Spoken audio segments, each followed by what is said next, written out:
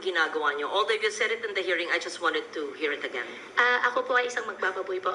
Farmer po ako. Piggery po yung negosyo ko. Sino po ang nag-urge sa inyo? Sino po ang nag-engganyo kayo, nag-inspire sa inyo na tumakbo bilang mayor ng Banban?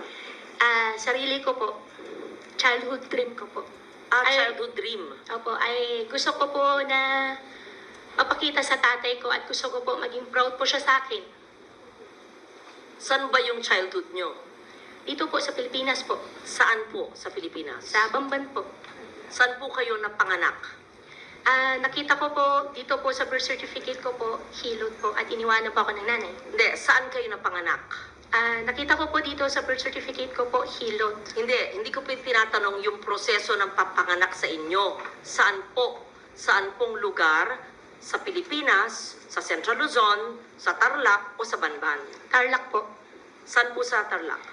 Matatalaib Tarlac po. Ano po? Matatalaib Tarlac. Is that the barangay? Yes po, nakita ko po dito sa birth certificate ko po. No, you would have recollection of your childhood, right? Can you just give us a recollection of your childhood?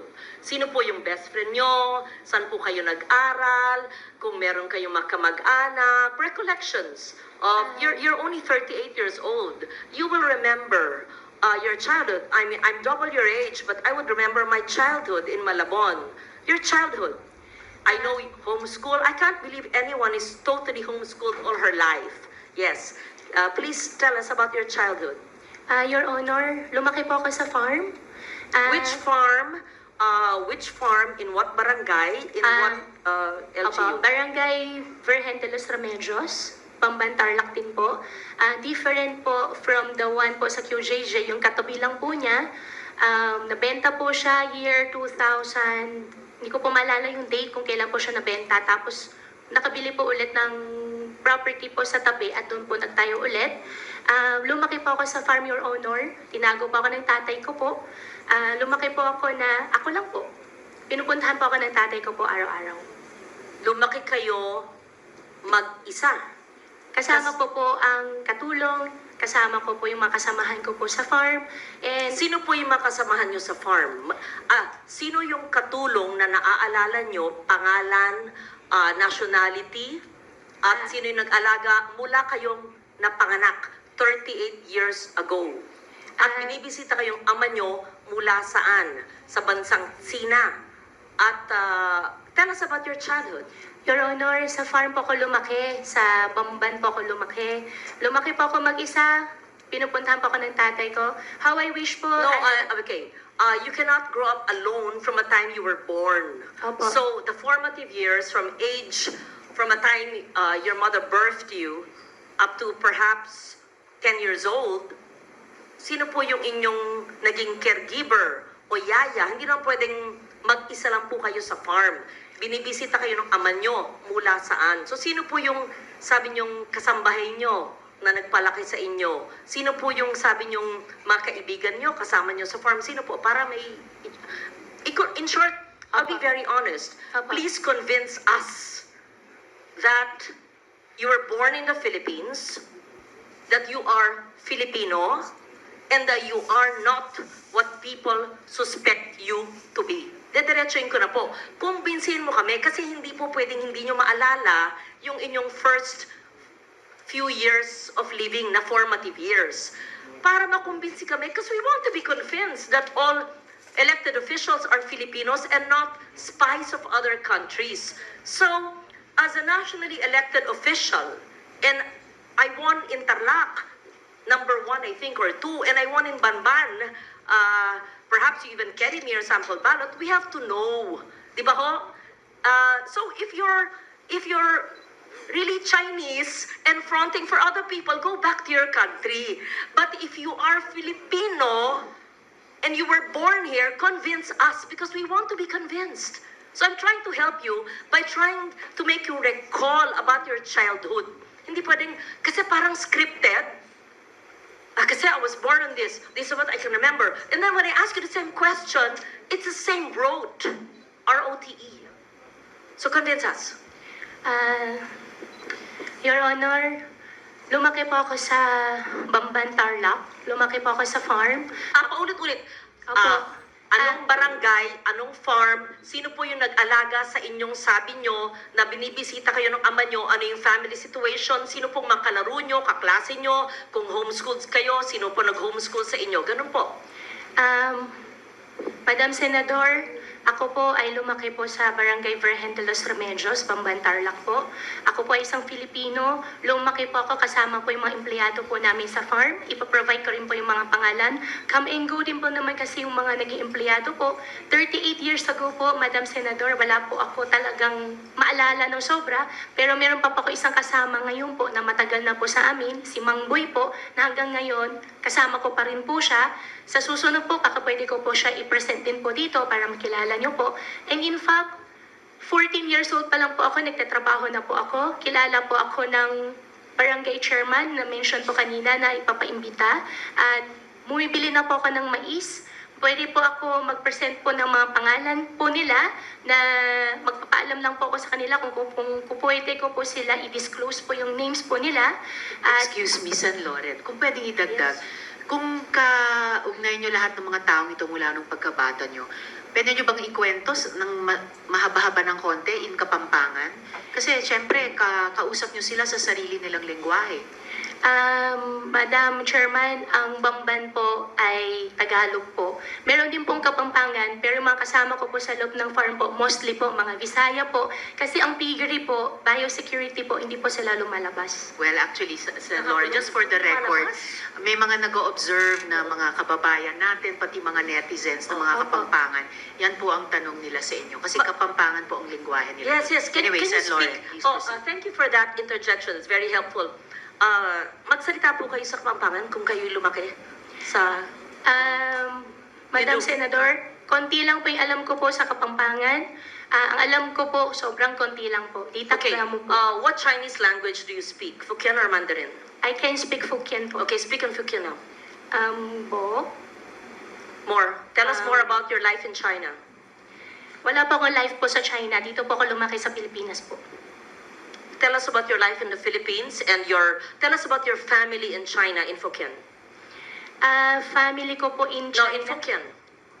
Please tell us about your father who's from China and he used to visit you when you were a child, and the family of your father in China, and where are you from China in Hokkien.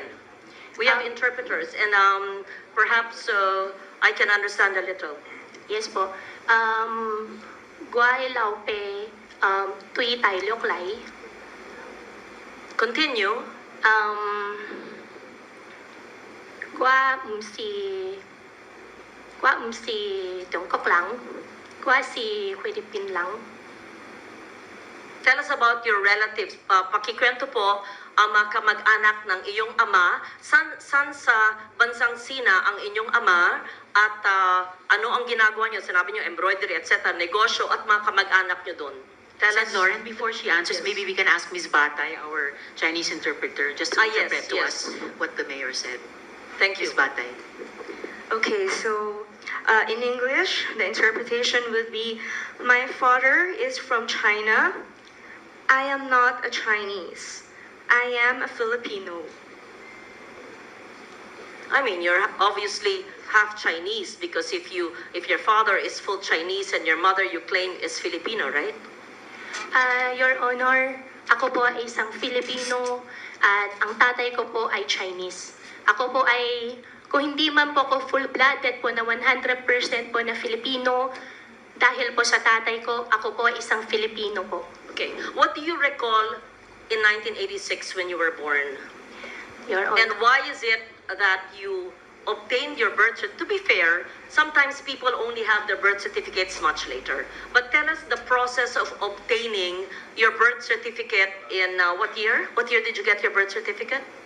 Your Honor, 2005 po. Yes. How San Loren, did if you... I may just quickly add to your Please, earlier please question. proceed, Madam Chair. Mayor, may childhood photos ba kayo sa Bamban? Yes. Meron po, nung bata po ako, Madam Chairman, hindi po talaga uso cellphone.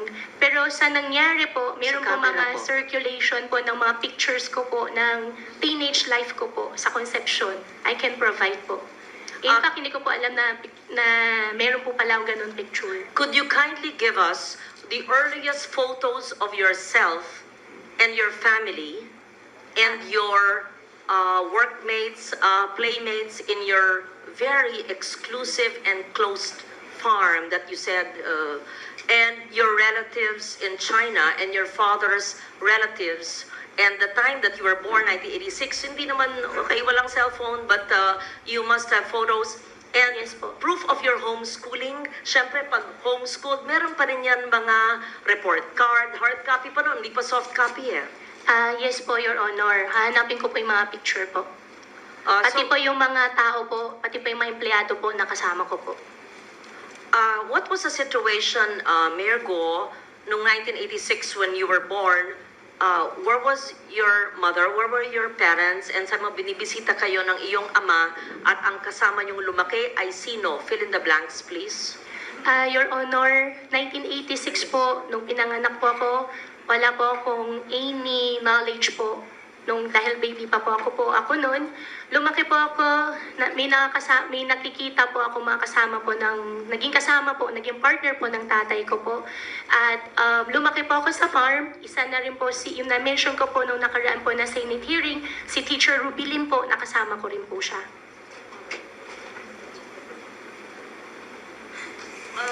Can you please state that once again your mother's name? Amelia Leal po, biological mother ko po. And have you ever met her? Hindi ko po siya nakasama. Have you ever met her? Hindi po. From the time you were born, from 86, hindi po nyo na silayan. Hindi na po. And tinanong po nyo sa inyong ama o sa mga kalaro nyo kasamahan sa farm? Your Honor, how I wish po I have a perfect family po. No, we lead imperfect lives. So I don't want to intrude on that. I just wanted to make sure. So, sa pagkaalam ba nyo ay Pilipino ang inyong ina? Opo, yan po ang sinabi po sa akin ng tatay ko po. At lumaki po ako dito sa Pilipinas po. At wala rin po, Madam Senador, wala rin po ako ibang citizenship kung hindi Filipino lang po. How did you acquire how did you obtain your birth certificate in 2005? Minigay po sa akin, hindi po ako yung nag-prepare po nitong birth certificate. Hiningi ko po sa tatay ko po yung birth certificate ko po.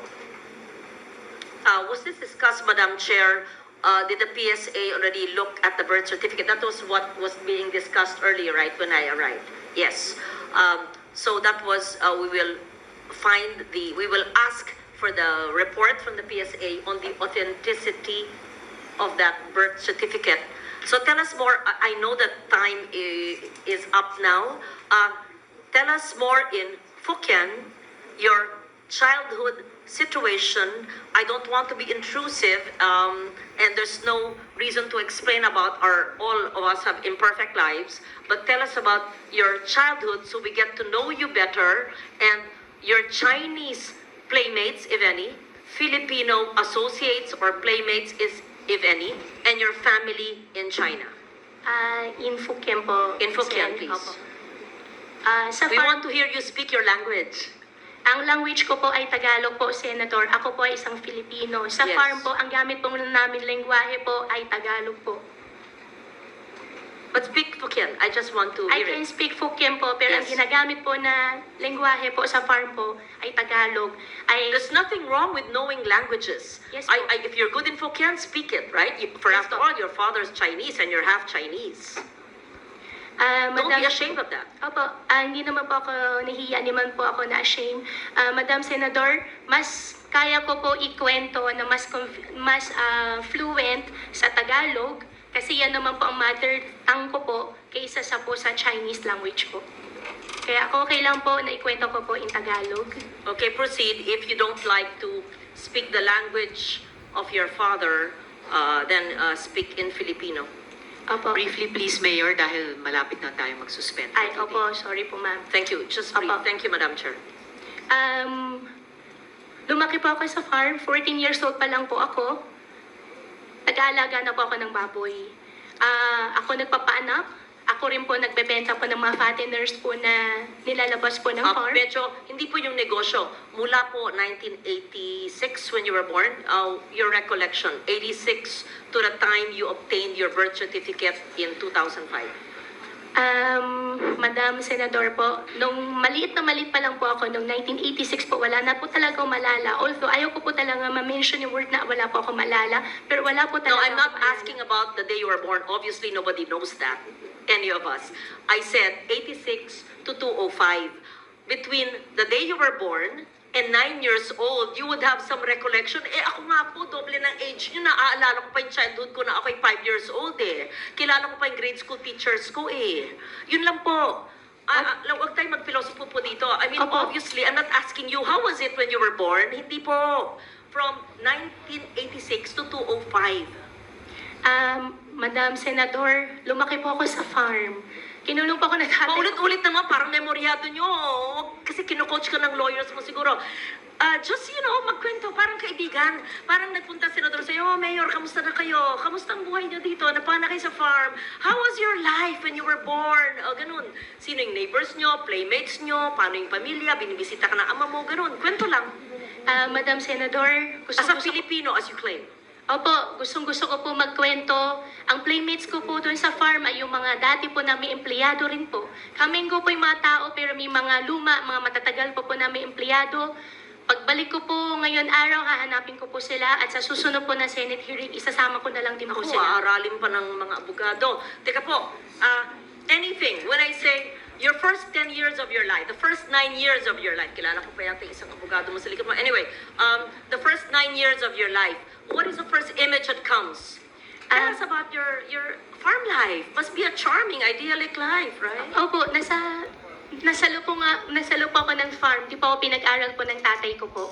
Ang nagtuturo po sa akin si Teacher Rubilin po na na-mention ko po nung nakaraan na Senate hearing. And how I wish po really, Madam Senador, na I have a perfect life po. No, However we're po, not talking about pinalaki po ako sa farm. imperfections or perfection. Kwento lang nga eh. Opo. 9-10 years po. Siyempre man, Mayor, may maalala, 38 ka lang eh. Opo, sa farm nga po ako lumaki po, Madam Senador. Hindi po naging normal po, hindi po naging normal po I'm yung not buhay ko asking po. normal or it's Madam Chair, I know that time is limited and I would want to get to know the mayor. As I said, we're giving you the opportunity to prove to us that you are Filipino. Opo. We ask you the questions which I would ask normal people. I would ask you, Lisa, tell me about your childhood, right? Sorry, in our childhood, I talk about my child. Yun lang. Nothing to be defensive about. You don't have to say the same thing. Basta sa farm po. Tell us about your child. Ako sa farm. Basta, tell us about your child. Sa farm. Ano ba? Huwag tayong robot. Tell us about your childhood. So we're convinced that you have a childhood in the Philippines. And if we ask you to speak about a foreign language, to speak in a foreign language that you are nabihasa ka, ay hindi, mas magaling po ako sa Filipino. Ba't may kakaya kung magaling sa Hokkien? Kung magaling ka mag-Mandarin? Wala, maganda nga, marami ka na lengguwahe. I will leave it at that and I will Apo. ask more questions in the next hearing because ano ba ang ating pinupunto dito? Na dapat ang ating mga ahensya ng gobyerno ay hindi nagpapahintulot ng mga sindikatong kriminal na nagbibigay ng mga peking birth certificate at ibang dokumento na nabibigyan tuloy minsan ng mga Philippine passports o nakakabigay ng ID ng Philippine government agencies na de-deprive tuloy ang ibang Pilipino sa mga benepisyo. At hindi lang yan, maari pa, without judging you or prejudging you, na mahalal sa mga posisyon na maaring maging national security issue. I'm not judging, I'm basing it on what I've heard and read